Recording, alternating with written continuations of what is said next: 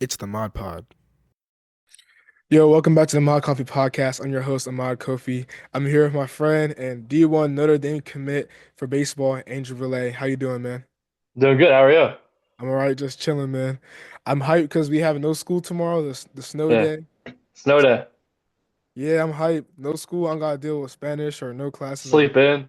Yeah, exactly, Definitely. bro. That's what I need to do. I did not sleep. I did not sleep enough today, bro. I'm not gonna lie to you. Yeah. Yeah, but nah. So, off rip. So, like, how did you do it? Like, how did you get to like where the level you're at right now with baseball, and then being able to commit to a Division I school? How are you able to do that?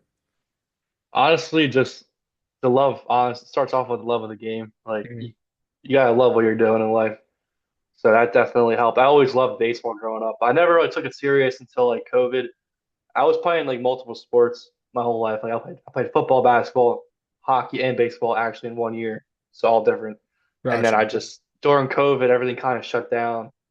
So I kind of just like would go out back in my backyard and just hit and throw. And I just loved it. So I kind of didn't really get into it until COVID. And a lot of kids on my team were into it since they were 8. Like that's all they did was baseball, baseball, baseball, baseball. I Right. was more like every sport. So I didn't really like play club like AU basketball. I didn't play like club baseball really until COVID. Like Right. you know what I mean? So I really was later than everyone else. So And I you was kind of a locked little in bit. because COVID kind of made you lock in. Yeah, exactly. If it wasn't for Gotcha. COVID, I would have probably just played every sport because I didn't know the truth. I love every sport, but I Mhm. wasn't like always about baseball since I was 8 or 9. I just during COVID hit, and I was like, "What should I do?" Because everything's closed, so I just started to play baseball, and I just fell in love with Yeah, that's kind of like me though, because during COVID is when I started playing basketball. Like it. Exactly. Yeah. that's when I moved from PA to New Jersey during COVID. I would think it was, yeah, there's no way this train about to pop up right now. Yeah, there's no shot.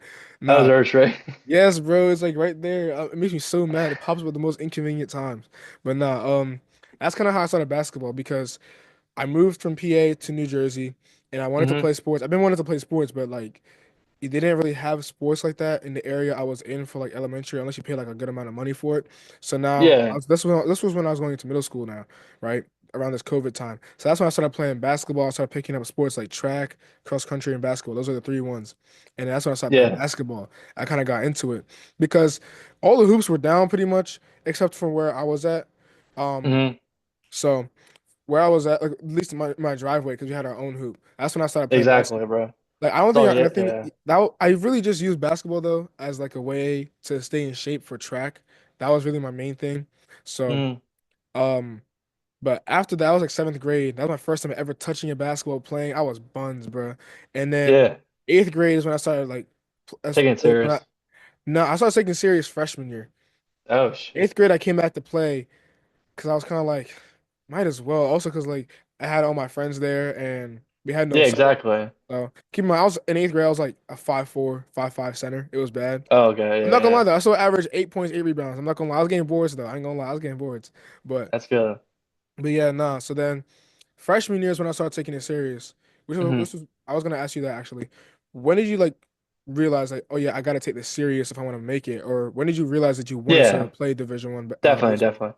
So like, I'm trying to think. So after COVID was done, I was still playing Little League. So like, there was like just like rec basketball, Yeah, like not AAU. That's right, what I was doing, right, and I was just doing just Little League. I was playing Little League for a year, and then my Little League team ended up being really good for Washington Township. So we ended up becoming a travel team, and then after we like transferred from like a Little League team to a travel team because we had so many guys and we were good. So we ended up playing travel for a little bit, and we would get smacked. Like we were getting killed by his teams, like 10-0 every tournament. Like it was bad right. because we were still a little league team, but we were so good like for that we just wanted to go up. So you went up a So level. yeah, we went and played tournaments. We got smacked, and then we ended up playing this one tournament with this one team called All Out, and we lost them by like 10 runs. And their coach reached out to my coach and was like, "Who are like the Valay twins? Are really good. I want them." And my little league coach like wanted me to leave because he knew I wouldn't get anywhere like with his team. I wouldn't like I wouldn't get scouted. I wouldn't Right. progress. So he was like, "Dude, you need to leave. Like just go play for him." And he said, "I was like, all right." So me and Alex played for him. And at this time, we didn't really like. same thing with like the money. Like my parents didn't want to pay thousands of dollars to play baseball, like just play little Yeah, league. But then he ended up doing really good in little league, and he's like, all right, just leave, go to that team. So then that was in the summer. So in the fall, it must have been my fall going into like my seventh or eighth grade. I forget. I think it was seventh grade. Going into my seventh grade fall, I ended up playing travel for the first time, like a real club, like all over the East Coast, like traveling.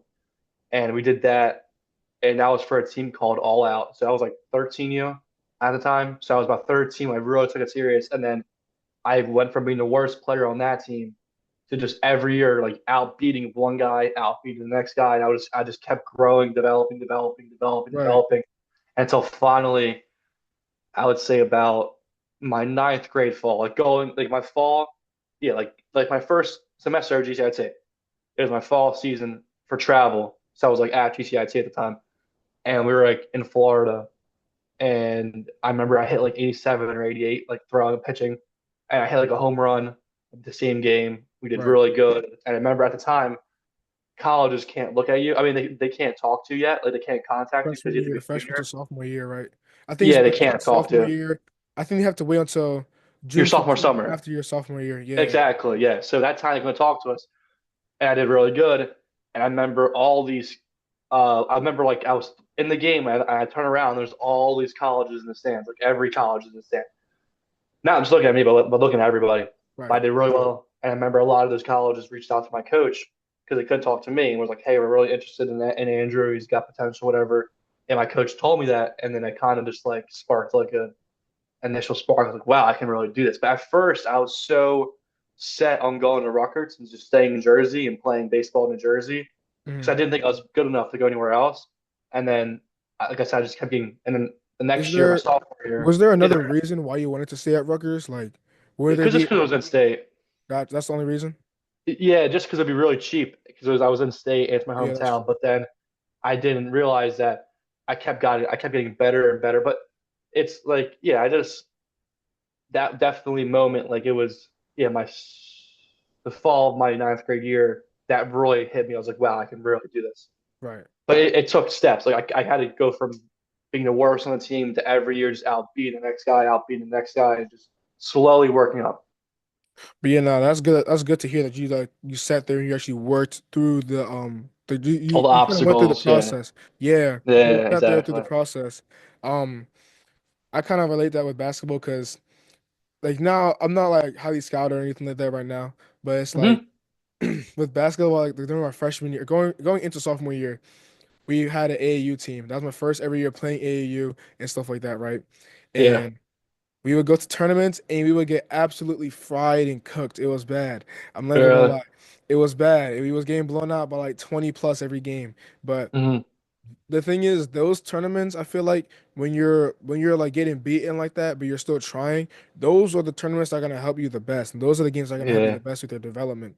Because then when you go and play, like when you come back to Tri-County Conference, like it's a lot easier to play now. You know what I mean?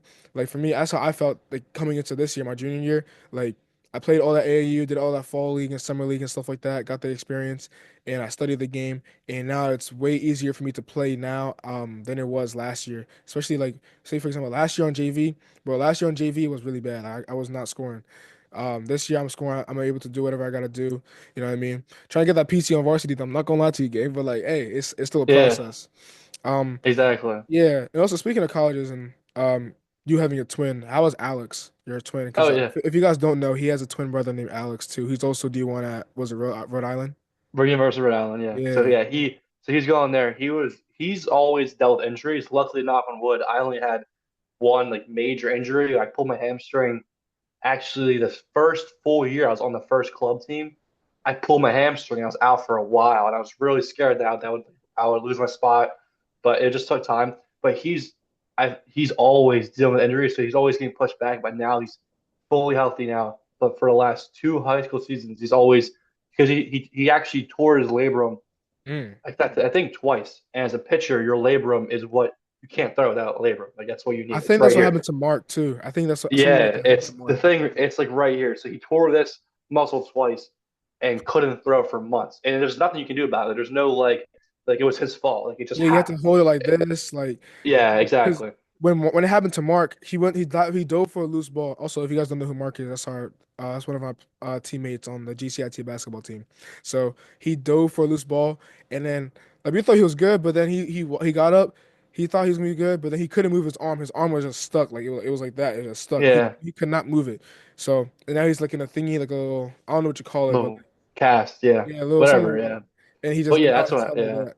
But But continue. that's happened to Alex. He was always getting hurt and just getting like pushed back, and then he was finally got over it. And then this last summer, like this previous summer, he did really well, struck out a lot of guys, threw a lot of strikes, did really well pitching. And then in the fall, did the same thing. He wasn't committed yet. I was committed, but he wasn't. And he kept doing his thing, kept throwing strikes, and then yeah, I think he got a call by Rhode Island. I would say about November, like Thanksgiving time, Yeah, something and like that. then Something like that. they called him. Yeah, so yeah, but he could have easily like when he got hurt. So he got hurt his first time his freshman year, his labrum, then was healthy for a month, maybe at max. Then sophomore year, hurt again. So last fall was this previous fall was the first fall he was like totally healthy in a long time. So he could have easily just like soaked it, like just sad and just didn't really care, Yeah, whatever. But he because really, yeah, you need a good mentality and you need to have good mental strength if you want to get over injuries and stuff like that. Because like yeah, if it's something you're passionate about too, like a sport like that, if you're you passionate won't about a just give sport, up.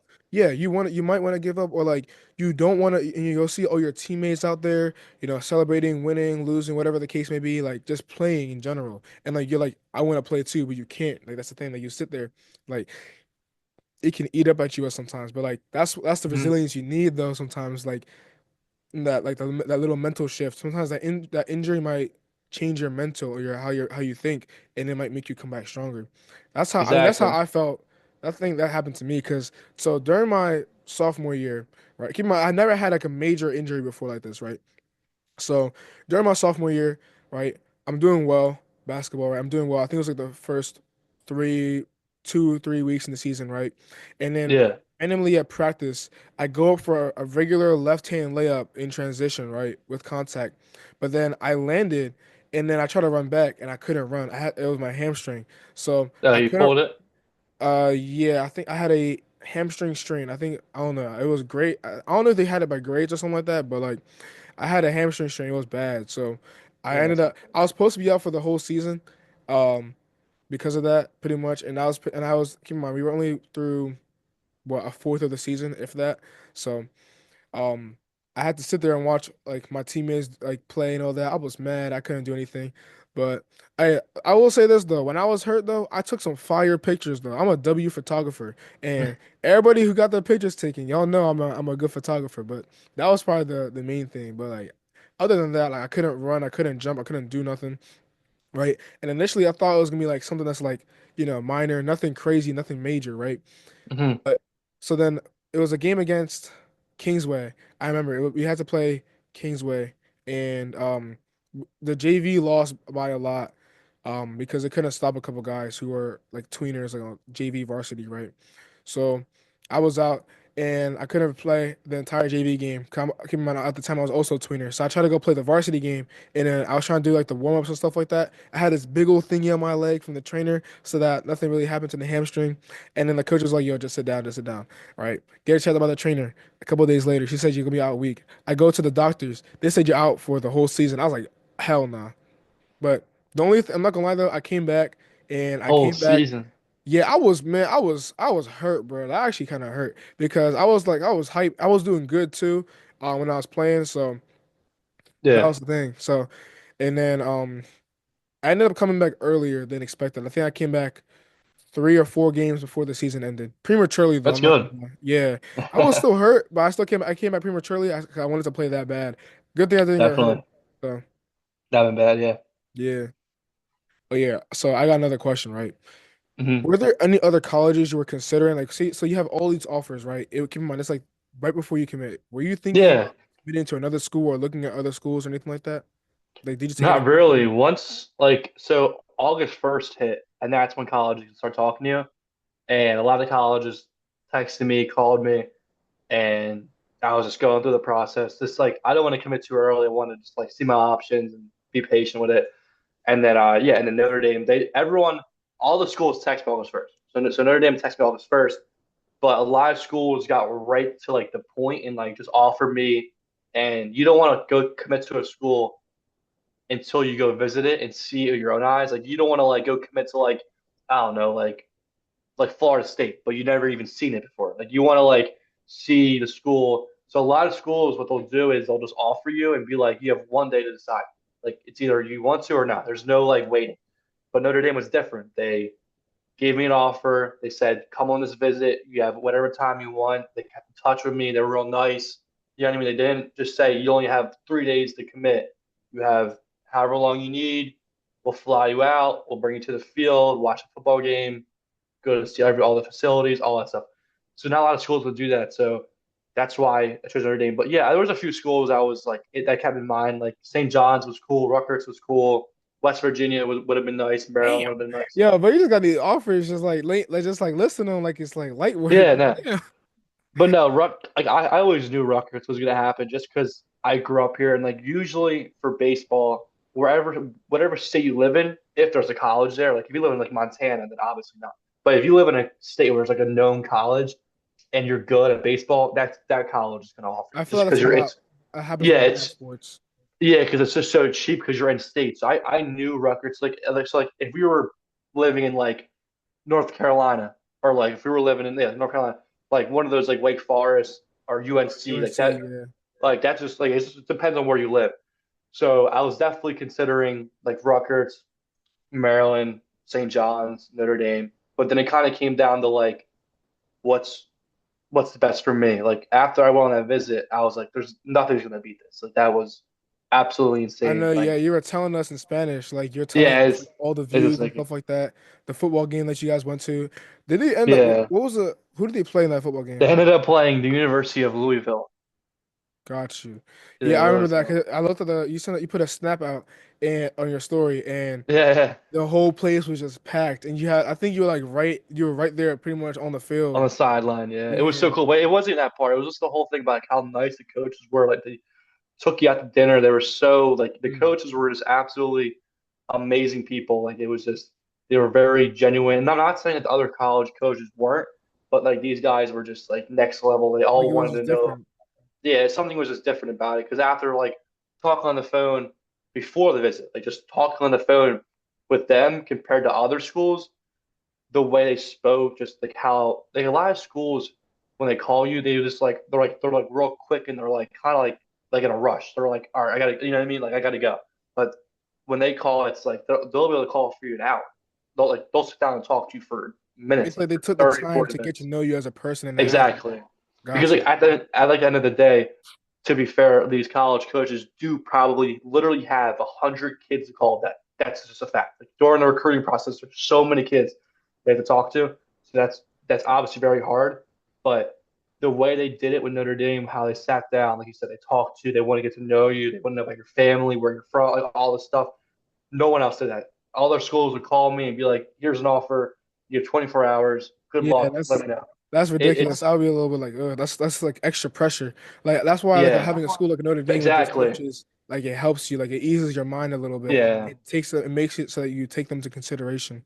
I remember because you also yeah, telling, I remember you also telling us, in Spanish class, obviously, you're telling us that they took you into this room and they told you about the like how they would like split your money and like, and the scholarships and all that kind of stuff. Like, can you go into detail about that? yeah, exactly. So they sat me down, my parents, and had a big board, like a big like whiteboard with a slideshow, and just broke down the money. Obviously, Notre Dame is a very expensive school. Pretty Where's it sure at? as it's in Indiana. So if Indiana. you're yeah, it's like pretty much it's a baby Ivy League school, so it's very expensive. So out of state, 75 grand a year Mm, times four. So they broke damn. it up, but Notre Dame has a lot of financial aid, has a lot of academic aid, a lot of sport aid. Like it has a lot of donations and money to go into involved. So they sat me down, said, "Here's what we have for you," and what they had for me was perfect. There nowhere else would have beat that, like literally nowhere else. But They're not even um, Rutgers? no, yeah, I mean it's like all the schools would have been the same price, but it just comes down to like, do you want to get a degree from Notre Dame or from Rutgers, or do you want to play baseball? You know what I mean? Have the chance to play baseball. But the thing is, like the difference between those schools isn't just like baseball and like whatever. It comes down to like the people that you're gonna surround yourself with every day. Like you know what I mean?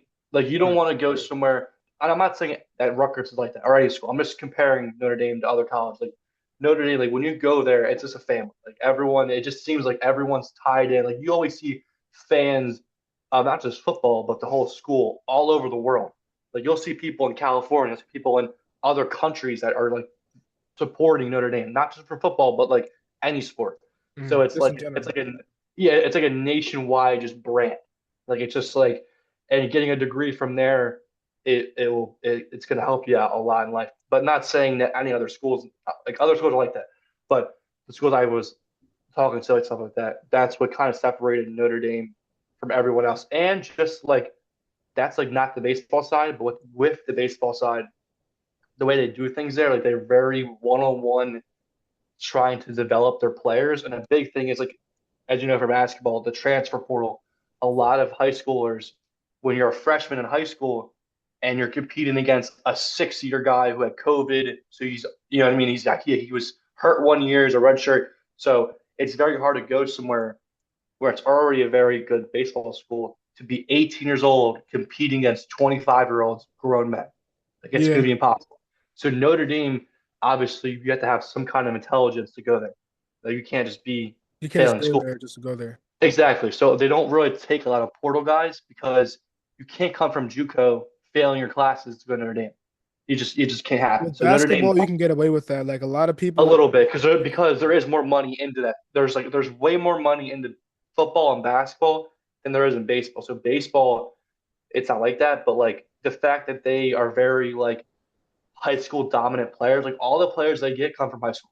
They come right yeah. from high school and they develop them from the day they get there and to the day they leave. They're developing them every year, every day, every month, just getting them better and better, which is what's really outstanding because other schools that I went to go see, they will be like, yeah, I mean, we'll get some high school guys, but then we'll mix it in with some portal guys. But and that's like whatever. But also the fact is that they do need to get some kind of portal guys. Every school does. I But think you Notre just Dame, need the portal guys as like yeah, veterans and like just that experience that they yeah. have. But the difference between Notre Dame and other schools is that Notre Dame does it to a very little extent. They don't do it as They much don't as overdo it. they don't overdo it. A lot of schools overdo it, so that's kind of a worry because you don't want to commit somewhere for 2 years and then get there and they're like, oh my god, I'm not going to play because there's a 25-year-old who just came from RCSJ who's way older than me. You know what I mean? Like Yeah, that's why you want to go somewhere where you know that the coaches are going to number one give you a fair chance to play, and number two do their best they can to develop you from the day you get there in the summer of 2026 until the day you leave in 2020 in 2030. Like those 4 years, they're going to do their best to develop you every single day. right. But yeah, that's yeah, Gotcha. Do you have any like aspirations of making it to the MLB or just going pro in general? yeah, Because it definitely. seems I like mean, you do. every kid definitely does. But the hardest part is like not getting drafted. It's when you get drafted, it's whoever stays in the minor because there's levels. There's minor leagues. There's like all those different teams. Not everyone gets drafted, goes right to the big TV, like Bryce Harper, Phillies. You know what I mean? So it takes time. But I definitely going to get drafted. But when if reality hits and it doesn't happen, you always need to have a backup plan. And I think getting a Notre Dame degree is a great backup plan to not getting drafted. But yeah, Yeah, that's smart. Yeah. the number one goal is definitely to get drafted and just develop and not even like just do the best I can and just keep working. I don't want to like be 60 years old and be like, wow, I mean, I could have got drafted, but I was out partying and I didn't try my Yeah, you hardest don't want to be that guy. and I skipped workouts and I skipped practice and I hung out with girls. Like, you know what I mean? I don't want to be that guy in 40 years from now and look at myself and be like, wow, I mean, I could have got drafted. I had the chance to, but I didn't because I didn't put the work in. But if I Something I put the don't work in, something yeah, I don't like is when people play a sport and they complain about why they're not good or they complain about not getting time. yeah, Don't they're put not putting in the work work. in. Even they don't put Yeah. in work, they don't show up to workouts. They don't do anything. Like they don't put in effort or anything like that. I hate that's those are the kind of people I hate the most is in terms of sports. Definitely. I hate that because it's like why are you complaining when You you got to haven't put the done work in. anything? Yeah, you haven't done anything to earn your spot. But yeah, and they don't get me wrong, when you're in college, you're gonna have fun. I mean, you're in college. But the guys that can control it and balance it, like, okay, hey, if we have a 6 a.m. lift on a Saturday morning, let's not be out till 2 in the morning on Friday. Let's go to bed early at 10 p.m., go to our lift on Saturday morning, and then Saturday night, let's go out and have, you know what I mean? Like, you got to be able Right. to balance it. You can't just completely like skip your workouts and not work, and then, you know what I mean? It's just not good. It So I doesn't don't look want to be that good. guy. Yeah, Yeah, exactly. no. LeBron was saying that because he never went to any parties or anything like that. He never skipped workouts or practice. And looking back, he said, "Oh yeah, I feel like I should have went to some of them." But like, look at how great he is now because he didn't go to those. He's like pretty. Exactly. He's probably the best player of all time. Like he's Hmm. one or two all time, depending on who you ask. Like you just have to have that work ethic. You have to make sure that you're able to stay straight and stay in your own lane. Plus, I feel like Definitely. when people stray away from whatever path they were initially like brought up upon. Like they go to these parties and stuff like that. I feel like a lot of them get into some kind of trouble at some point in their lives. Like I just see it a lot. I don't know. It's obviously it's not everybody. It might not even be the majority, but those who do get in trouble, like you'll hear about it for sure. Definitely. Yeah, you do not want to be that guy when you get to Right. college. You want to make sure you're good. But that's definitely, yeah. Right. All All right. right. Yeah. Thank you, Andrew, for being on this podcast. You have anything else to say or? No, thank you, Ahmad, for having me. Everyone should watch his podcast. Everyone. Yes, so you heard the man. And You heard the man, bro. Yeah, yeah, his socials will be in the description below. Thank you guys for watching. If you have any questions, comments, or concerns, just leave them in the comments below. I do answer questions. I sometimes read the comments every now and again. But yeah, thank you guys for watching.